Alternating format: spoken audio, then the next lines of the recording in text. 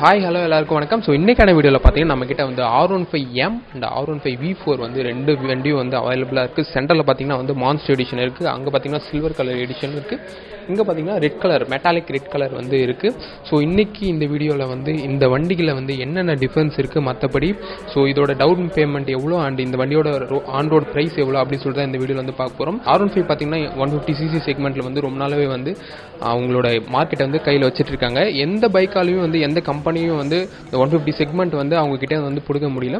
So அது வந்து ஒரு முக்கியமான விஷயம். அண்ட் ரெண்டாவது விஷயம் பார்த்தீங்கன்னா இந்த வண்டியில் வந்து ஃப்ரண்ட் ஃபோக் யூஎஸ்டி வந்து கொண்டு வந்துருக்காங்க. ஸோ அது வந்து ஒரு புது விஷயமா வந்து பார்க்கப்படுது.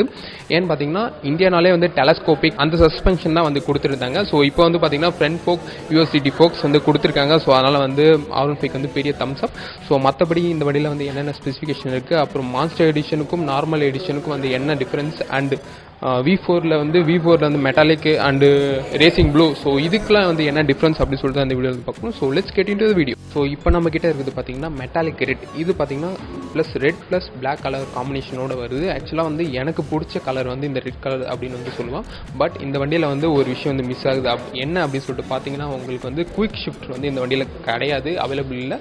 வேணும்னா நீங்கள் வந்து எக்ஸ்ட்ரா மணி பேமெண்ட் பண்ணி நீங்கள் வந்து இதில் வந்து குயிக் ஷிஃப்ட் வந்து வச்சுக்கலாம். அண்ட் செகண்ட் பார்த்தீங்கன்னா உங்களுக்கு வந்து மான்ஸ்டர் எடிஷன், மான்ஸ்டர் எனர்ஜி அப்படின்னு சொல்கிற இந்த கலர் இருக்குது. ஆக்சுவலாக இது பார்த்தீங்கன்னா ரேசிங் ப்ளூ ப்ளஸ் பிளாக், இது எல்லாமே வந்து கிளாஸி ஃபினிஷில் தான் வருது இந்த எல்லா செக்மெண்ட்டும்.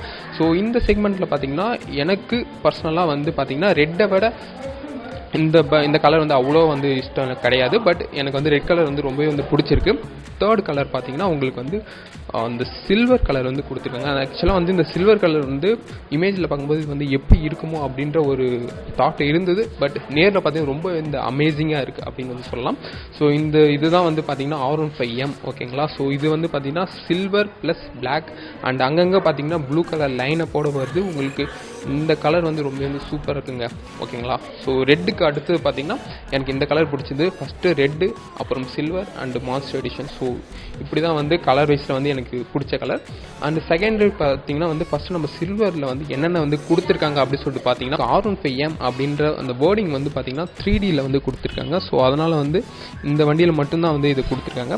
அண்டு மற்றபடி பார்த்தீங்கன்னா மான்ஸ்டர் எடிஷன்லையும் கிடையாது அண்டு மெட்டாலிக் ப்ளூ. ஸோ அந்த எடிஷன்லையும் வந்து உங்களுக்கு இந்த மாதிரி 3Dயான அந்த லோகோ வந்து கொடுக்க மாட்டாங்க. அண்டு சீட் வைஸ் பார்த்தீங்கன்னா உங்களுக்கு வந்து இந்த கார்பன் ஃபைபர் பார்த்தீங்கன்னா உங்களுக்கு எப்படி இருக்குமோ ஸோ அந்த மாதிரியான ஒரு பேட்டர்ன் மேட்ரிக்ஸில் வந்து ஃபைபர் வந்து பின்னா எப்படி இருக்குமோ ஸோ அந்த மாதிரியான ஒரு பேட்டர்னில் வந்து சீட் வந்து கொடுக்குறாங்க. ஸோ சீட்டு பார்த்தீங்கன்னா உங்களுக்கு வந்து ஃபினிஷிங் வந்து ரொம்ப வந்து சூப்பராக இருக்குது, டிஃப்ரெண்ட்டாக இருக்குது. வென் கம்பேர்ட் டு மெட்டாலிக் ரெட்டில் பார்த்தீங்கன்னா உங்களுக்கு வந்து நார்மல் சீட் தான் வந்து கொடுக்குறாங்க. சீட் வைஸ் பார்த்தீங்கன்னா ரெண்டுமே வந்து நல்லா தான் இருக்குது. பட் அந்த சீட் வந்து ரொம்ப வந்து ப்ரீமியமாக இருக்குது அப்படின்னு வந்து சொல்லலாம். அண்ட் மான்ஸ்டரில் பார்த்தீங்கன்னா உங்களுக்கு வந்து சீட் சேம் R15ல எப்படி இருக்கோ அதே தான் வந்து மான்ஸ்டர்லையும் வந்து கொடுத்துருக்காங்க. அடுத்த முக்கியமான விஷயம் என்னென்னு பார்த்தீங்கன்னா இந்த ஃப்ரண்ட் ஃபோக்ஸ் இந்த சஸ்பென்ஷனில் இருக்கிற அந்த டாப்பில் இருக்கிற அந்த கேப் வந்து இதில் வந்து பார்த்தீங்கன்னா உங்களுக்கு ப்ளூ கலரில் வந்து கொடுத்துருக்காங்க.